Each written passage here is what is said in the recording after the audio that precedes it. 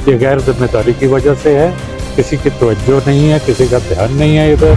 अभी हाल है कि अगर और कुछ दिनों के अंदर में अगर ये रोड ठीक नहीं हुई तो ये लेफ्ट साइड वाला पहाड़ जो कि गिरता रहता है और ये जो रोड छोटी हो रही है ये बंद हो जाएगी। सबको हम लोगों ने कह रखा है, हर बार यही होता है कि हाँ जी ये तो हो जाएगा, ये तो हो जाएगा, टेंडर हो चुका है, टेंडर हो चुका है। मुझे तो लगता है कि टेंडर भी कुछ हुआ होगा, ऐसा लगता नहीं है।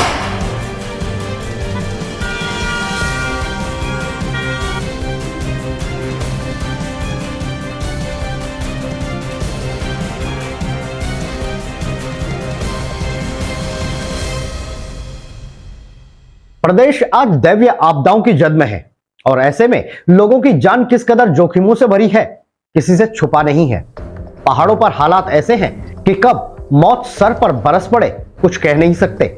लेकिन महत्वपूर्ण बात तो यह है कि प्रदेश के पहाड़ों के हाल जानने के बावजूद भी प्रशासनिक अधिकारियों की कछुआ गति से काम करने की प्रणाली के चलते लोगों को इसका खामियाजा अपनी जान देकर गंवाना पड़ रहा है। हालात ये हैं कि प्रदेश की ज्यादातर सड़कें बंद हैं और ज्यादातर पुल खतरे की जद में हैं। ये आंकड़े हमारे नहीं बल्कि सरकार के उन काबिल ब्यूरोक्रेट्स के हैं जिनके कंधों पर प्रदेश के विकास की बागडोर है। ऐसे में सालों तक गंभीर मामलों की फाइलें दीमक के हवाले करने वाले काबिल अधिकारियों को तब ही काम करने की सूझ जागती है जब कोई बड़ा हादसा सामने आ जाता है, जबकि उससे पहले सिर्फ प्रस्तावों में ही महकमा महत्वपूर्ण कार्यों को घुमाता रहता है। ऐसा ही एक मामला सामने आया है नैनीताल जिले का, जहां पर्यटकों का बेहद ही आकर्षण का केंद्र है। वहीं 7 ताल को जाने वाला एकमात्र मार्ग पिछले 4 सालों से क्षतिग्रस्त है। वहीं इस बरसात में खतरा और भी बढ़ गया है, जो कभी भी किसी बड़े हादसे को न्योता दे सकता है, जिसको बनाने के लिए स्थानीय लोगों के द्वारा कई बार जनप्रतिनिधियों और विभागीय अधिकारियों को इस बारे में अवगत भी कराया गया, लेकिन किसी के कानों में जू तक नहीं रहेंगी। देखिए, ये करीबन 4 साल से ये सड़क जो है जो आप देख रहे हैं ये 4 साल से एज इट इज़ पड़ी हुई है और धीरे धीरे साल बाय साल ये सड़क जो है गिरती ही जा रही है।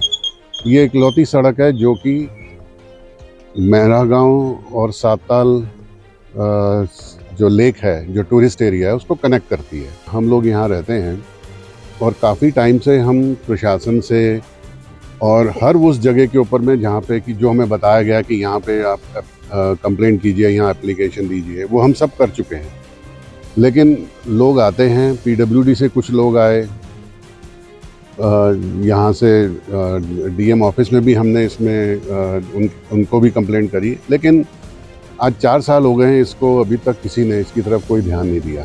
अभी ये हाल है कि अगर और कुछ दिनों के अंदर में अगर ये रोड ठीक नहीं हुई तो ये लेफ़्ट साइड वाला पहाड़ जो कि गिरता रहता है और ये जो रोड छोटी हो रही है ये बंद हो जाएगी। और एक बार ये बंद हो गई तो हम सब लोग डिस्कनेक्ट हो जाएंगे मेन टाउन से, जो कि एक बहुत बड़ी समस्या होने वाली है हम लोगों से। दूसरी बात यह है कि ये यहाँ पे कम से कम 5 स्कूल्स हैं, ग्राफिक हीरा यूनिवर्सिटी है। ये सब बच्चे सारा दिन उनका आवाजावन चलता रहता है यहाँ पे। कल को अगर कोई भी मिस हैपनिंग यहाँ पर हो गई तो उसकी जिम्मेवारी कौन लेगा? और ये पिछले आज से 2 साल पहले यहीं पर ही एक गाड़ी टर्न करते हुए नीचे गिरी थी और वो दोनों बच्चों की डेथ हो गई थी। देखिए, हम अभी तक तो सोच रहे थे कि शायद प्रशासन जो है वो जागेगा और इसका कुछ उपाय निकालेंगे, लेकिन मेरे को लग नहीं रहा है कि अभी तक यहाँ पे, जबकि यहाँ पे हर अधिकारी यहाँ से गुजरता है, क्योंकि 7 ताल लेक की तरफ जाते हैं, वहाँ पे भी काफ़ी डेवलपमेंट चल रही है। अभी ये पीछे सब यहाँ स्ट्रीट लाइट्स लगी हैं यहाँ पे।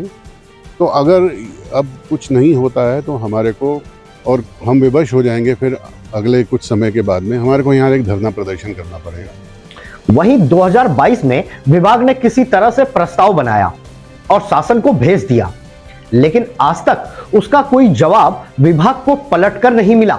7 ताल से भीमताल में डामरीकरण का प्रस्ताव हमने रखा है।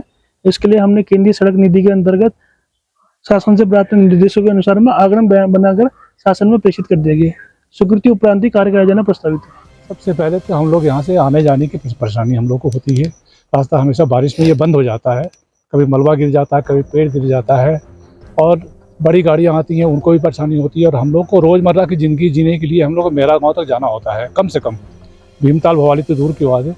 तो हमारे तो सारे आवागमन के रास्ते ही बंद हो जाते हैं। सबको हम लोगों ने कह रखा है, हर बार यही होता है कि हाँ जी ये तो हो जाएगा, ये तो हो जाएगा, टेंडर हो चुका है।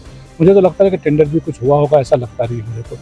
वहीं नैनीताल परिक्षेत्र सांसद अजय भट्ट ने भी नैनीताल जिले की सबसे महत्वपूर्ण खूबसूरत 7 ताल को जाने वाले मार्ग के लिए अधिकारियों को निर्देश भी दिए, लेकिन उनके निर्देशों का भी अधिकारियों पर कोई प्रभाव नहीं पड़ा। लिहाजा क्या हालात हैं और क्या समस्याएं हैं, आप खुद ही सुनिए। मैं नहीं समझता कि कोई काम 4 साल ना हो पाए तो वो लाचारी की वजह से है, ये गैर जिम्मेदारी की वजह से है। किसी की तवज्जो नहीं है, किसी का ध्यान नहीं है। इधर थोड़ा सा आगे जाएं तो वो कंट्री इनके नीचे जो कलवर्ट है वो भी बंद पड़ी है, पानी ऊपर से गुजर रहा है, वहाँ भी गड्ढा हो रहा है। कोई बड़ी बात नहीं कि किसी दिन वो भी बैठ जाए। इस सड़क पे किसी का ध्यान नहीं है, everybody is just care free और केयरलेस अबाउट इट। और यहाँ से हैवी व्हीकल्स भी गुजरते हैं और ये जो मोड़ है ये बहुत तंग हो चुका है, 10 फुट से भी कम हो चुका है। तो ये एक बहुत बड़ा कंसर्न है यहाँ रहने वालों के लिए और टूरिस्ट के लिए भी।